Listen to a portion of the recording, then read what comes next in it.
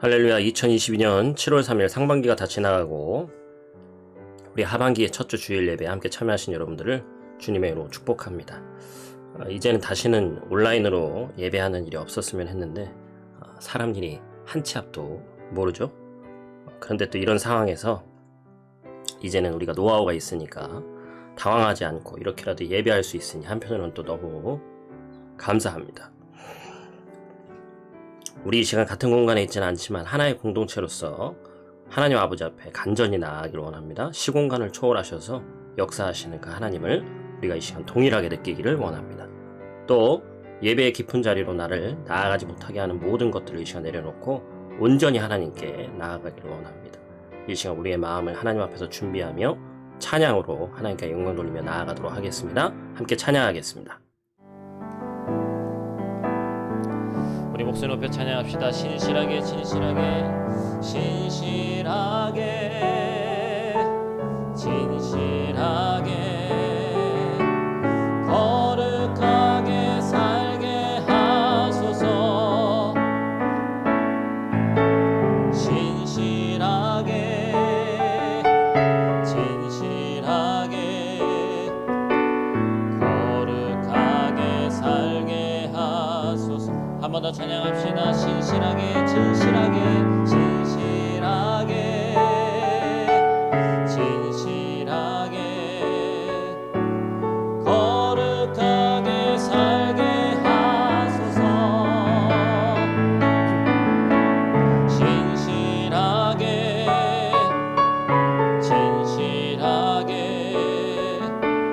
거룩하게 살게 하소서. 하나님 나의 마음 만져주소서.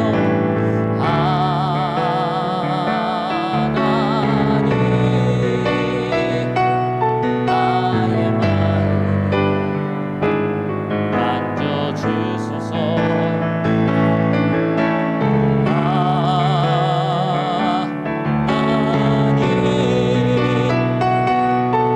하나님 나의 영혼 새롭게 하소서. 신실하게 진실하게 진실하게 진실하게 거룩하게 살게 하소서. 진실하게 진실하게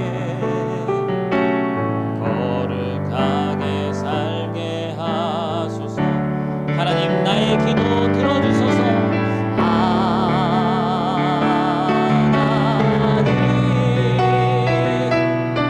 하나님 나의 기도 들어주소서.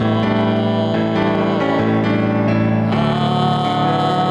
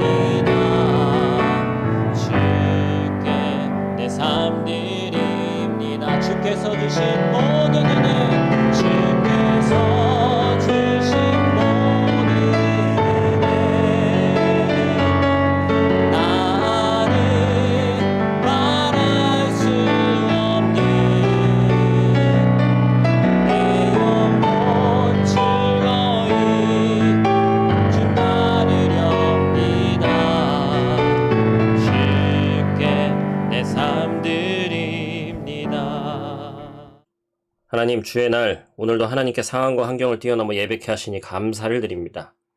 예배할 수 있는 이유보다 예배할 수 없는 이유가 넘쳐나는 듯한 이 시대를 살아가며 세상의 조류와 풍조에 끌려가지 않고 예배할 수 있는 마음을 우리에게 허락하심에 또한 감사를 드립니다.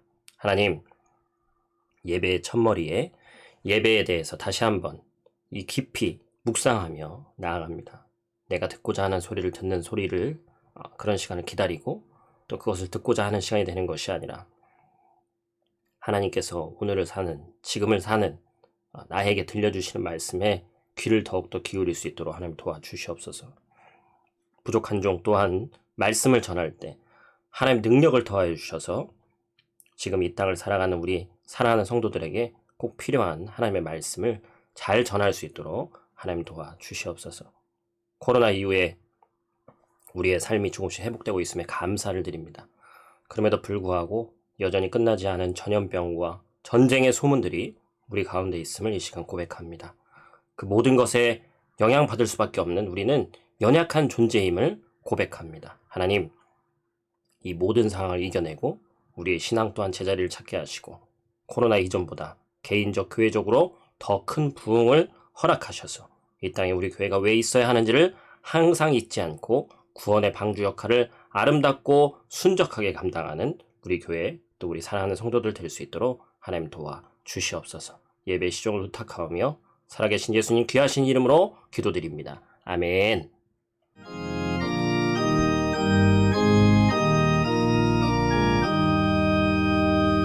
멸류관 벗어서 주 앞에 드리세 저 천사 기쁜 노래가 온 땅에 퍼지네 내 혼아 깨어서 주 찬송하여라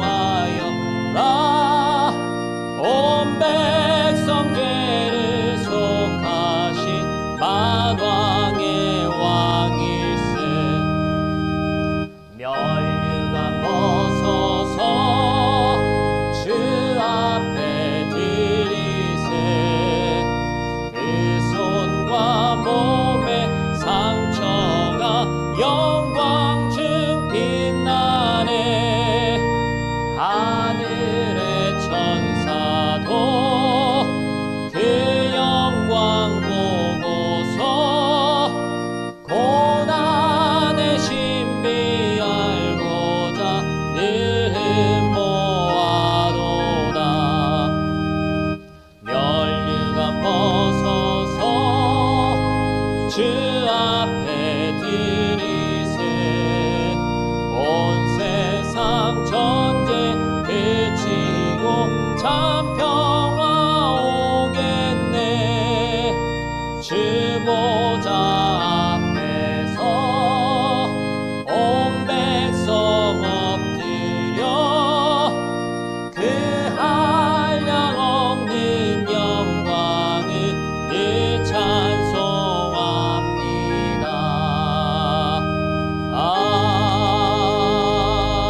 아멘. 이 시간에 교회 소식 짧게 전하도록 하겠습니다. 브라함교회 예배에 함께 참여하신 여러분들을 주님의 이름으로 환영하고 축복합니다. 이번 주일 예배는 교회 유튜브 채널을 통해서만 예배 드리실 수 있습니다. 7, 8월은 말씀 묵상을 잠시 쉬어가고 9월달부터 재개하도록 하겠습니다. 또 7, 8월은 식탁교제를 잠시 쉬고 왜냐하면 한국 가시는 분들도 있고 더 많은 분들이 또 이동하시는 분들이 있어서 9월부터 다시 재개할 수 있도록 여러분 함께 마음 모아주시기를 부탁을 드립니다. 불안이 어린이집이 계속해서 운영 중에 있습니다. 여러분들 계속해서 중보해 주시기를 부탁드립니다. 홈페이지 또 계속해서 또 유튜브 여러분들 또 인스타그램 계속해서 관심 가져주시길 바라요. 오늘 헌금은 온라인으로만 드려주시기를 부탁드립니다. 채국 계좌 또 한국 계좌 확인해 주시기 바랍니다. 우리 이 시간 함께 나눈 하나님의 말씀 같이 보도록 하겠습니다. 민수기 9장 15절에서 23절 말씀, 구약 325페이지입니다. 민수기 9장 15절에서 23절 말씀입니다. 자, 찾으신 줄 알고 제가 봉 드리겠습니다. 성막을 세운 날에 구름이 성막 곧 증거의 성막을 덮었고 저녁이 되면 성막 위에 불 모양 같은 것이 나타나서 아침까지 이르렀을 때 항상 그러하여 낮에는 구름이 그것을 덮었고 밤이면 불 모양이 있었는데 구름이 성막에서 떠오르는 때에는 이스라엘 자손이 곧 행진하였고 구름이 머무는 곳에 이스라엘 자손이 진을 쳤으니 이스라엘 자손이 여호와의 명령을 따라 행진하였고 여호와의 명령을 따라 진을 쳤으며 구름이 성막 위에 머무는 동안에는 그들이 진영에 머물렀고 구름이 성막 위에 머무는 날이 오랠 때에는 이스라엘 자손이 여호와의 명령을 지켜 행진하지 아니하였으며 혹시 구름이 성막 위에 머무는 날이 적을 때에도 그들이 다만 여호와의 명령을 따라 진영에 머물고 여호와의 명령을 따라 행진하였으며 혹시 구름이 저녁부터 아침까지 있다가 아침에 그 구름이 떠오를 때에는 그들이 행진하였고 구름이 밤낮 있다가 떠오르면 곧 행진하였으며 이틀이든지 한 달이든지 1년이든지 구름이 성막 위에 머물러 있을 동안에는 이스라엘 자손이 진영에 머물고 행진하지 아니하다가 떠오르면 행진하였으니 곧 그들이 여호와의 명령을 따라 진을 치며 여호와의 명령을 따라 행진하고 또 모세를 통하여 이르신 여호와의 명령을 따라 여호와의 직임을 지켰더라. 아멘. 오늘 이곳에 계신 성령님 함께 찬양하겠습니다.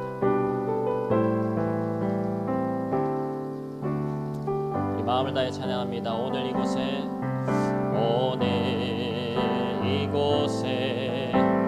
계신 성령님 우리에게 말씀하시고 우리를 가르치소서.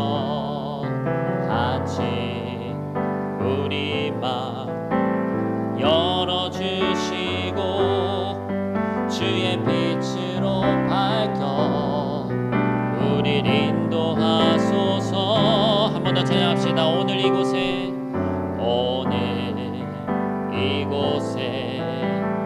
계신 성령님 우리에게 말씀하시고 우리를 가르치소서. 같이 우리 마음 열어주시고 주의 빛으로 밝혀 우리를 인도하소서.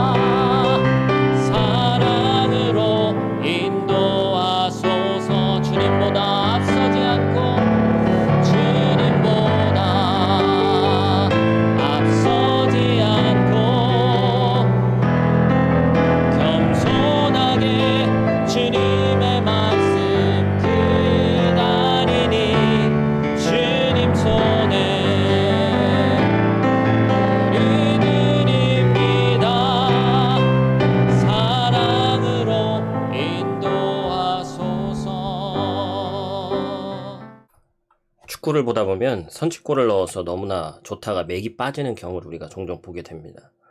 바로 오프사이드라는 그러한 반칙이거든요.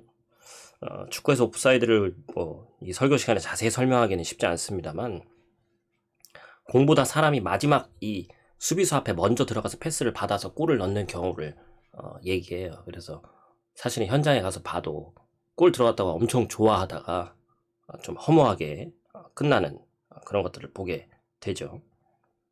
아마 이번에 11월인가요? 카타르 월드컵 할 때는 또 컴퓨터의 도움도 받는다고 그만큼 좀 까다로운 규칙이기 때문에 그렇습니다. 또 중요한 축구 경기를 하다가 우리가 먼저 한 골을 먹게 되면 보는 사람도 마음이 급해지고 그라운드를 뛰고 있는 선수들의 마음도 굉장히 급해집니다. 지금 시간이 얼마 남지 않아서 한 골 먹어서 이제 뒤쳐졌다고 하면 이 상대편 선수 골문 앞에서 시작하고 싶은 마음이 굴뚝 같을 거예요. 그런데 규칙이 있습니다. 다시 제자리 하프라인으로 와야 돼요.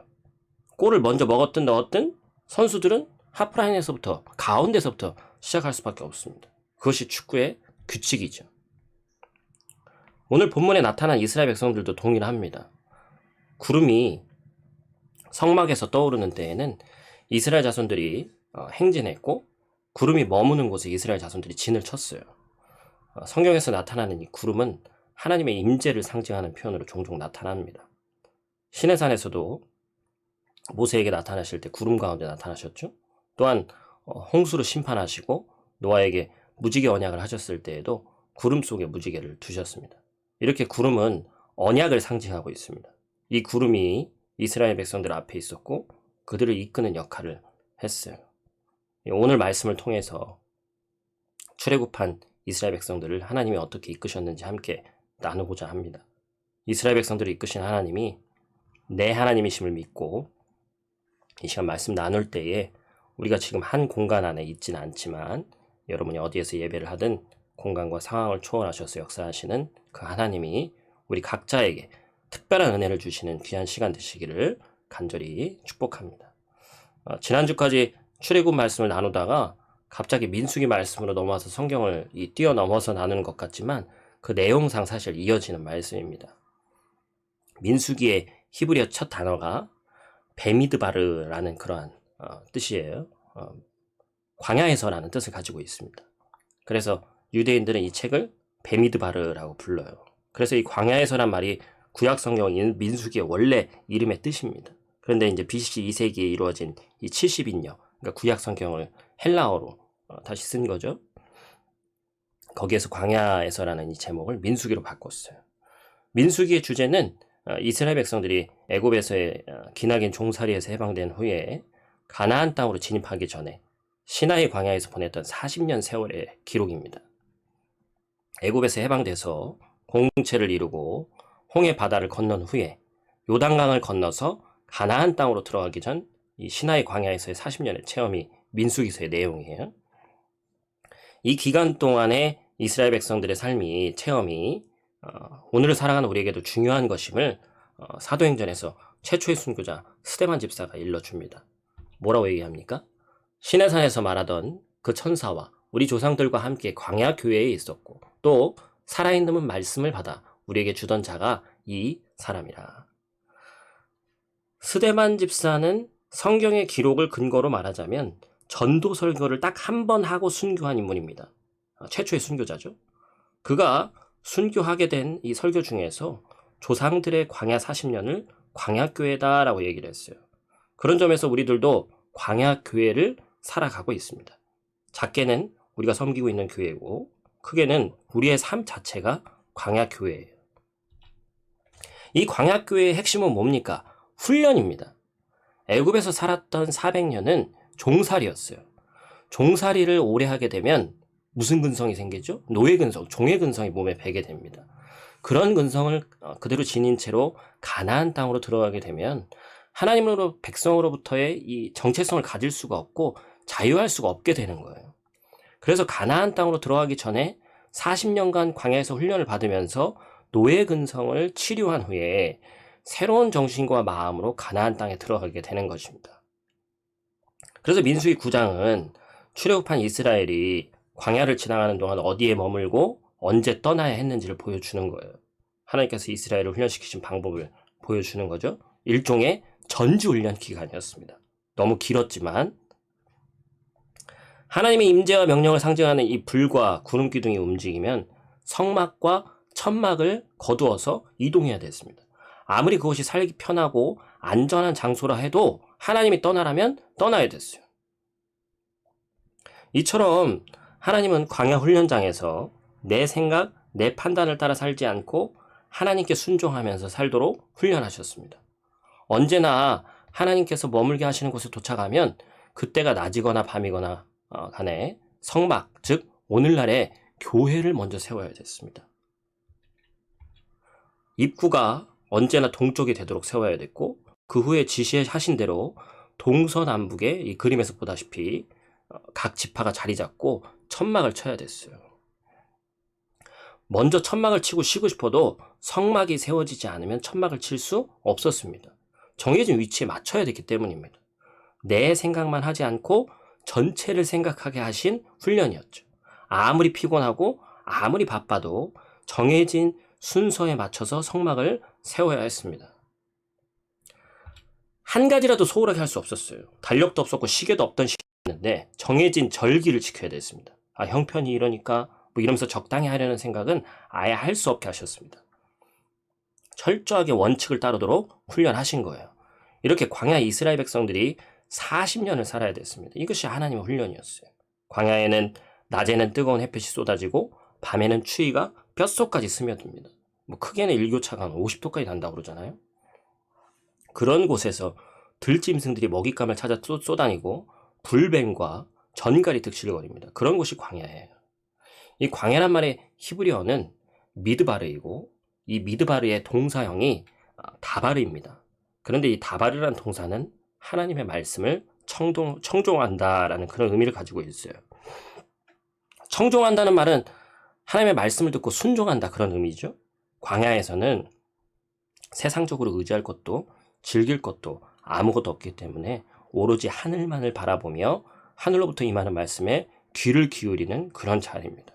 그러기에 광야에서의 훈련은 하나님의 말씀을 듣고 순종하는 훈련이에요. 그리고 광야, 이 미드바르에서 나온 말로 드바르라는 히브리어 단어가 있습니다. 그것은 바로 지성소를 일컫습니다. 이 성막 안에 지성소를 얘기하는 거죠. 광야 40년 동안 이스라엘 백성들은요, 그들의 삶의 중심에 성막을 모시고 살았습니다. 성막은 바로 하나님이 임재하시는 곳이고 하나님과 대화를 대제사장이 나누는 곳이죠. 그런 성막의 가장 중심에 지성소가 위치합니다. 그래서 광야를 뜻하는 미드바르와 하나님의 말씀을 청종하는 뜻인 다바르, 그리고 지성소를 뜻하는 드바르가 모두 한 단어에 뿌리를 두고 있어요. 제가 설교 중에도 많이 말씀드렸습니다만 우리의 삶은 여러 가지로 힘든 광야와도 같습니다. 한국에서 사는 것도 마찬가지고 특히나 해외에서 사는 우린 더 그렇죠. 벌어도 경제적인 어려움이 있습니다. 시야를 조금만 넓히면 정치적인 문제, 사회적인 문제들이 산적한 가운데 이 어려움 속에 살아가는 것이 마치도 광야를 횡단하는 것과 같다, 이렇게 볼 수 있습니다. 그러나 이 모든 시련과 유혹의 광야는 사실 하나님을 만나기에, 하나님과 인격적 교제를 나누기에 가장 적합한 곳이죠. 우리의 삶만이 광야가 아니라고 했죠? 교회 또한 광야입니다. 그래서 교회가 사실은 편안한 삶을 위한 도피처가 아니죠. 참 안타까운 일이지만 예수만 믿으면 우리에게 아무 어려움도 없는 도피처가 아니란 말이에요. 하나님 우리에게 유업을 준비하고 계십니다. 로마서 8장 17절은 이렇게 얘기합니다. 자녀이면 후사, 곧 하나님의 후사요, 그리스도와 함께한 후사니 우리가 그와 함께 영광을 받기 위하여 고난도 함께 받아야 할 것이니라. 아멘. 우리가 하나님의 영광을 누리기 위해서는 고난도 함께 받아야 된다는 거예요. 우리는 아이들이 크게 한번 아픈 다음에 눈에 띄게 자란 것을 보는 경우가 있습니다. 이와 같이 성도는 고난을 통해서 하나님의 유업을 받을 자로 자라나는 거죠.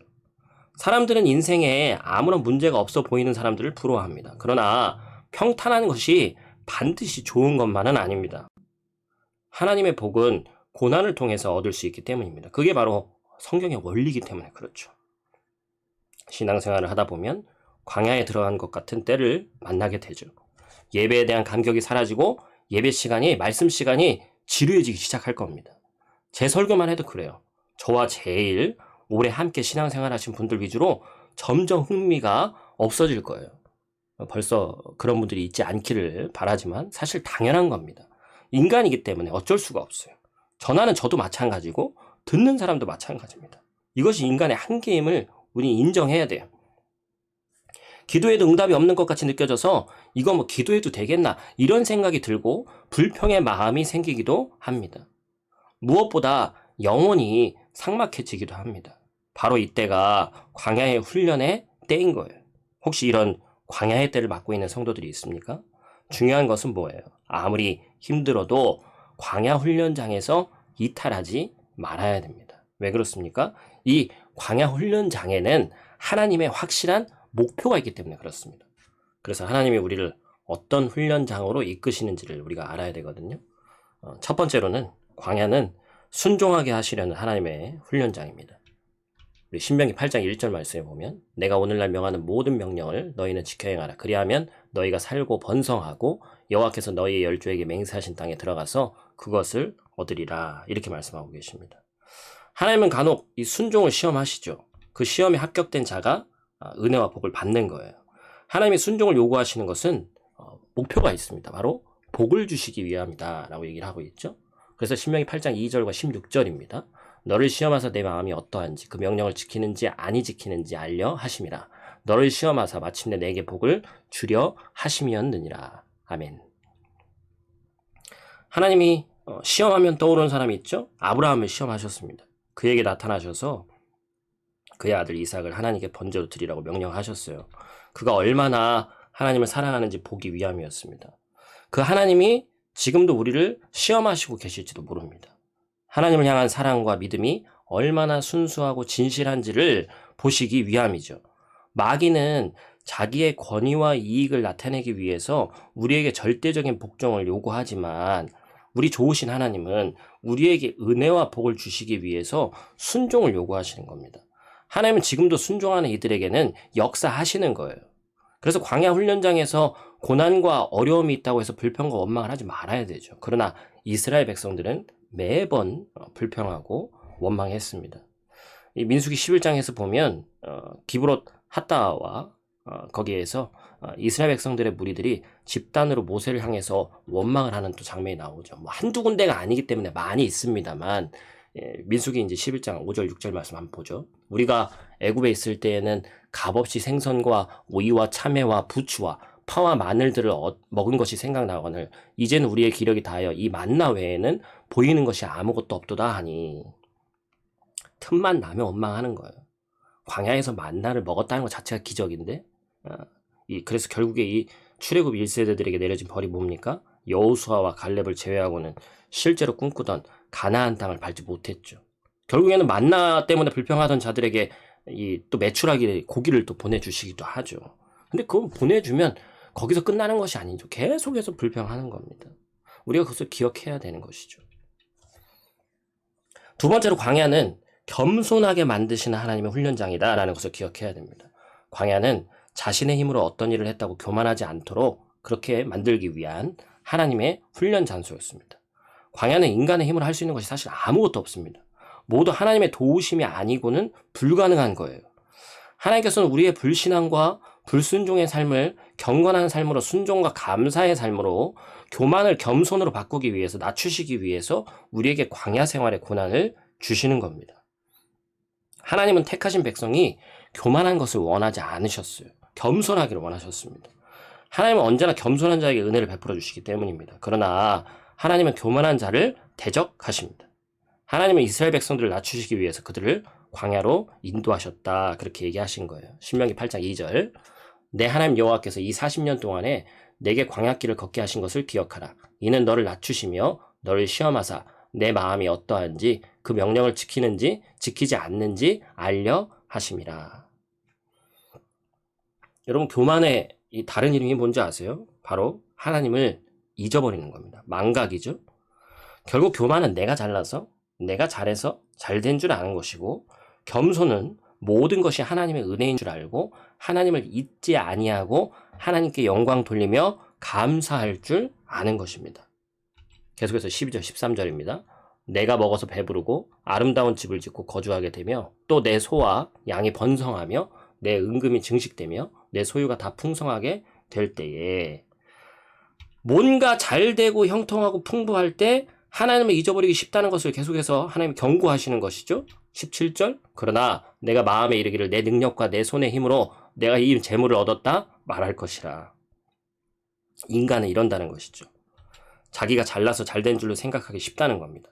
하나님의 은혜를 잊어버리고 내가 잘나서 잘된 줄 알고 원래부터 내가 그런 능력이 있는지 알고 교만에 빠지게 된다는 거죠. 18절 말씀. 내 하나님 여호와를 기억하라. 그가 내게 재물 얻을 능력을 주셨음이라. 이같이 하심은 내 조상들에게 맹세하신 언약을 오늘과 같이 이루려 하심이니라.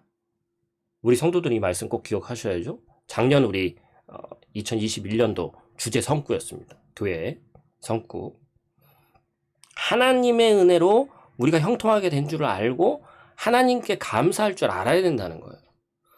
하나님은 이스라엘 백성들이 애굽에서 430년 동안 종살이로 너무나도 고생했기 때문에 속히 저들에게 안정된 땅과 집을 주고 농사를 짓게 해서 편안한 나날들을 보내게 할 수 있었습니다.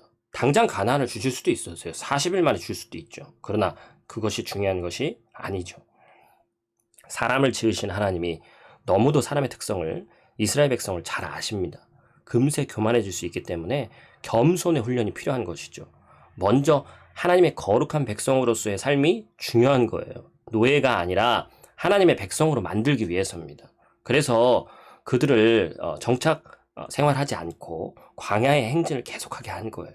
우리의 삶에 끊임없는 광야의 삶이 계속된다면 믿음의 눈을 떠서 하나님의 그 큰 뜻을 발견해야 됩니다. 광야 훈련의 강도가 크면 클수록, 기간이 길어지면 길어질수록 하나님의 돌보심과 역사하심이 크다는 것을 우리는 기억해야 된다는 것이죠. 마지막 세 번째로, 광야는 하나님을 의지하게 만드는 그런 훈련장입니다. 광야는 아무것도 없는 곳이에요. 광야는 농사도 지을 수 없고 목축도 할 수 없는 곳이고 의식주도 내 힘으로 해결할 수 없는 곳이 광야입니다. 희망이 없는 곳이죠. 그런데도 하나님은 하루 이틀도 아니고 40일도 아니고 40년 동안이나 그곳에 살게 하셨습니다. 그리고 광야 훈련장에서 하나님 먹이시고 입히셨습니다. 사실 이 자체가 기적입니다. 이스라엘 백성들은 기적 속에서 살았어요. 하나님은 40년 동안 그들의 의복이 해지지 않게 하셨고 그들의 발이 부르트지 않게 해주셨습니다. 우리는 이런 광야에서 우리 인생의 주인, 목자 하나님을 바라보고 의지할 수 있어야 되는 거예요. 광야 훈련장에서 우리가 할 일은 자기 자신을 의지하려고 하지 말고 하나님을 바라보면서 의지하는 것입니다. 가장 어리석은 것은 자기를 의지하는 것이죠. 하나님은 이스라엘 백성들로 하여금 하나님만 전적으로 의지하게 만드시기 위해서 그들을 광야로 인도하신 것입니다. 신명기 8장 3절입니다. 너를 낮추시며 너를 줄이게 하시며 또 너도 알지 못하며 내 조상들도 알지 못하던 만나를 내게 먹이신 것은 사람이 떡으로만 사는 것이 아니요 여호와의 입에서 나오는 모든 말씀으로 사는 줄을 내가 알게 하려 하심이니라. 아멘. 사람이 떡으로만 살겠다고 생각하는 것은 자기 힘을 의지하는 겁니다. 그러나 하나님의 입에서 나오는 모든 말씀으로 사는 존재임을 아는 사람은 자신을 의지하지 않고 전적으로 하나님만 의지하게 돼 있는 거예요. 하나님은 이스라엘 백성들로 하여금 이것을 깨닫게 하시기 위해서 그들을 광야로 인도하시는 겁니다. 그렇습니다. 광야는 우리로 하여금 하나님을 의지하게 만들죠. 우리로 하여금 기도하게 만듭니다. 지난주에 우리가 함께 나눈 출애굽기 15장 홍해를 건넌 사건 바로 다음에 그 감동이 얼마 지나지도 않았는데 이스라엘 백성들이 먹을 물이 없다고 마라의 쓴물로 모세를 원망하는 사건이 등장합니다. 모세는 하나님께 또 부르짖어서 기도하죠. 그때 눈이 열려서 한 나무를 발견합니다. 그 나무를 쓴물에 던지니까 물이 달아졌다고 했어요. 광야는 우리로 답답하여 기도하게 하시고 기도하다가 눈이 열리게 하시고 눈이 열려 십자가를 바라보게 하는 곳이 광야입니다. 그 십자가를 발견한 사람들에게 문제를 해결해 주시는 거예요. 쓴물을 단물로 변하게 하시는 것이죠. 광야 훈련에서 하시는 하나님의 역사를 날마다 우리가 느끼면서 살아야 됩니다. 이집트에서 사는 동안 이스라엘 백성은 오직 바로의 종으로 사는 데만 익숙해져 있었습니다. 이집트에서는 바로의 명령에 복종하고 바로를 위해서 일하는 것이 삶의 원칙이고 목적이었어요. 이집트를 떠나지 않으면 이스라엘의 의식에 사로잡혀 있는 이 노예 근성이 사라질 수가 없었습니다. 하나님의 백성다워질 수가 없는 거예요. 그러므로 하나님은 이스라엘 백성을 이집트에서 불러내서 광야에서 생활하게 하신 것입니다. 이집트가 아니고 바로가 없는 곳, 바로 이 광야가 그곳이었죠. 무엇보다도 하나님의 하나님 되심을 알게 하기 위해서 광야 훈련을 결정하신 것입니다. 오늘 본문 말씀 중에서 가장 많이 나온 표현이 있어요. 바로 여호와의 명령을 따라입니다. 하나님의 명령이 무엇이었을까요? 구름이 떠오르면 천막을 거두고 행진을 시작하라 라는 거였습니다. 구름이 멈춰 성막 위에 다시 덮이면 그곳에 다시 천막을 치고 머물라는 거예요. 밤에 구름이 덮여 짐을 풀었는데 다음날 다시 구름 기둥이 떠오른다면 피곤해도 다시 짐을 꾸려서 진행해야 됩니다. 구름이 여전히 성막을 덮고 있으면 한 달이든 1년이든 그곳에서 마음에 안 들어도 머물러야 됩니다. 광야에서 장막을 칠 장소를 인도하는 것도 구름 기둥이고 거기서 얼마나 머물지를 정해주는 것도 구름 기둥이었어요. 민수기에 보면 이스라엘 백성들이 광야 40년 생활에서 42곳의 장소에서 장막을 폈던 것을 알 수 있습니다. 평균 1년에 한 번 정도 움직였어요. 그러나 평균이 그렇지 이스라엘 백성은 구름이 뜨지 않으면 같은 자리에서 한 달이고 1년이고 무작정 기다렸습니다. 언제쯤 하나님의 구체적인 신호가 떨어질지 애가 타는 심정이었을 거예요. 오늘을 살고 있는 많은 사람들이 우리도 눈에 보이는 이 구름 기둥과 불 기둥 같은 게 있었으면 좋겠다, 이렇게 생각할 수 있습니다. 그러나 그렇지 않습니다. 그것이 언제 이동할지 모르는 비예측성 가운데 있었기 때문입니다. 우리에게도 또한 눈에 보이는 이 말씀이 있죠. 제가 누차 설교 시간에 많이 말씀드린 것입니다만, 구약시대 특히나 출애굽 여정에 있던 이스라엘 백성에게는 말씀이라고는 모세의 입에서 전해지는 말씀밖에 없었습니다. 모세 오경도 없는 시대니까 말이에요. 눈에 보이는 것은 오히려 오늘을 사는 우리가 더 많은 것일 수도 있다는 말입니다. 수많은 말씀이 우리 앞에 있습니다. 오늘 말씀의 결론은 23절이에요. 우리 있는 자리에서 한번 같이 한 목소리를 읽어보도록 하겠습니다. 곧 그들이 여호와의 명령을 따라 진을 치며 여호와의 명령을 따라 행진하고 또 모세를 통하여 이르신 여호와의 명령을 따라 여호와의 직임을 지켰더라. 아멘. 우리 인생 가운데 하나님은 오늘도 어김없이 명령하십니다. 분명한 것은 이스라엘 백성들은 구름 기둥, 불 기둥 가운데 몇 년 만에 명령하실 때도 있었지만, 오늘을 살고 있는 우리에게는 하나님이 말씀을 통해서 매일같이 명령하신다는 거예요. 중요한 것은 하나님이 이스라엘 백성에게 40년 동안 42번을 명령하셨는지, 오늘을 살고 있는 우리에게 한 달에 42번을 말씀 가운데 명령하셨는지 그 횟수가 아닙니다. 우리가 결국 하나님의 그 명령을 순종하는지, 그래서 그 말씀대로 겸손하게 살아가는지, 결국 의지할 것이 하나님 한 분인만을 알고 살아가는지가 그게 중요한 것이죠. 오늘 본문에서 여호와의 명령을 따라와 더불어 가장 많이 나온 단어가 있어요. 총 9번 나오는데 그것은 행진이라는 단어입니다. 히브리어 원어로 나사라고 하거든요. 총 9번 등장합니다. 본래 의미는 잡아 뽑다, 특별히 장막, 말뚝을 뽑는 것을 의미합니다. 우리가 하나님의 명령을 쫓아 새로운 삶을 행진하기 위해서는 내 삶의 자리에서 여러 해 동안 자리 잡았던 많은 것들을 뽑아내야지만 다음으로 나아갈 수 있습니다. 또한 히브리어 단어에는 시제가 있죠. 이 행진이라는 단어의 시제는 미완료예요. 이 땅에서 우리가 사는 한 우리는 계속해서 하나님의 명령을 따라 행진해 나가야 하는 존재임을 말하고 있는 겁니다. 사랑하는 형제자매 여러분, 제가 아직 컨디션이 좋지 않아서 말씀 가운데 여러분들에게 잘 이 음성이나 여러 가지 것들이 잘 전달됐는지 모르겠어요. 그럼에도 불구하고 이런 상황 가운데서도 말씀 전할 수 있으면 참 감사하고, 여러분들이 지금까지 무엇을 의지하면서 살아왔는지 한번 돌아보시기 바랍니다. 이젠 과감하게 이전의 삶의 자리에서 뽑을 것을 뽑고 결단하면서 새로운 땅으로 행진하는 저 여러분들 되시기를 간절히 축복합니다. 하나님께서 그런 결단으로 나아가는 저와 여러분들을 구름 기둥과 불 기둥으로 보호하시고 인도하실 줄 믿습니다. 한 주간 말씀으로 승리하시길 축복합니다.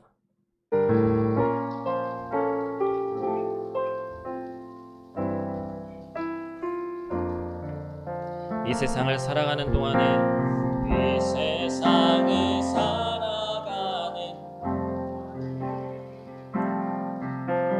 나의 힘을 의지할 수 없으니 기도하고 낙심하지 말 것은 주께서 참 소망이 되심이라. 한 번 더 찬양합시다. 이 세상을 살아가는 동안에 나의 힘을 의지할 수 없으니 기도하고 낙심하지 말 것은 주께서 참 소망이 되심이라. 하나님의 꿈이 나의 비전이 되고 예수님의 성품이 나의 인격이 되고 성령님의 권능이 나의 능력이 되길 원하고 바라고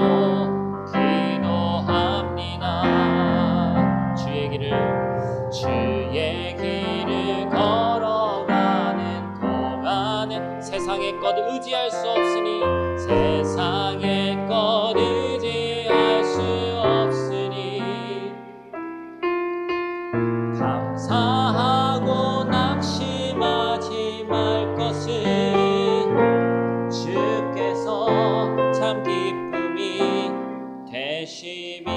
하나님의 꿈이 나의 비전이 되고 예수님의 성품이 나의 인격이 되고 성령의 권능이 나의 능력이 되길 원하고 바라고 기도합니다. 하나님의 꿈이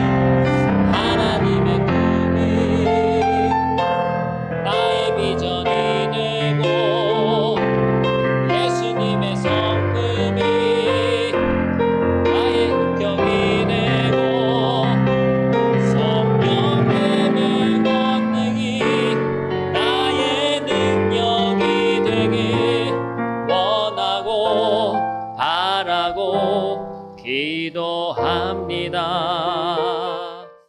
하나님, 귀하고 복된 주의 날 하나님께 드리는 거룩한 예배로 영광 돌리게 하시니 감사를 드립니다.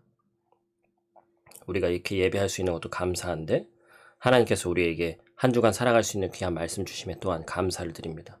하나님, 우리의 인생이 광야임을 고백합니다.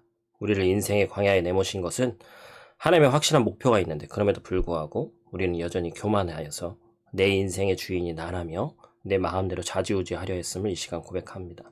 눈에 보이지도 않는 작은 바이러스 하나에도 이러지도 저러지도 못하는 이 보잘것없는 존재가 이 땅에서 전적으로 의지해야 할 것은 하나님 한 분밖에 없음을 다시 한번 고백하며 나아갑니다. 하나님, 우리를 이끌어 주시옵소서. 매 순간 말씀하시는 하나님의 명령에 순종하게 도와주시옵소서.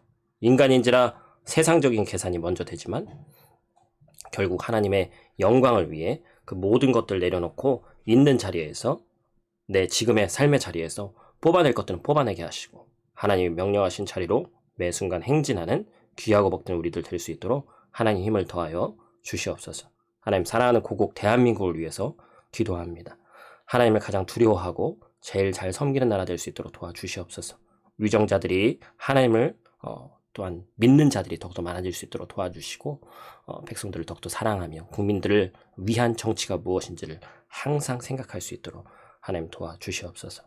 러시아를 둘러싼 정세들 가운데 하나님 개입하여 주시기 원합니다. 더 이상 정말 필요 없는 살상이 일어나지 않을 수 있도록 도와주시고 세계의 평화와 또한 경제와 그 많은 것들이 정상으로 돌아갈 수 있도록 하나님 도와주시옵소서.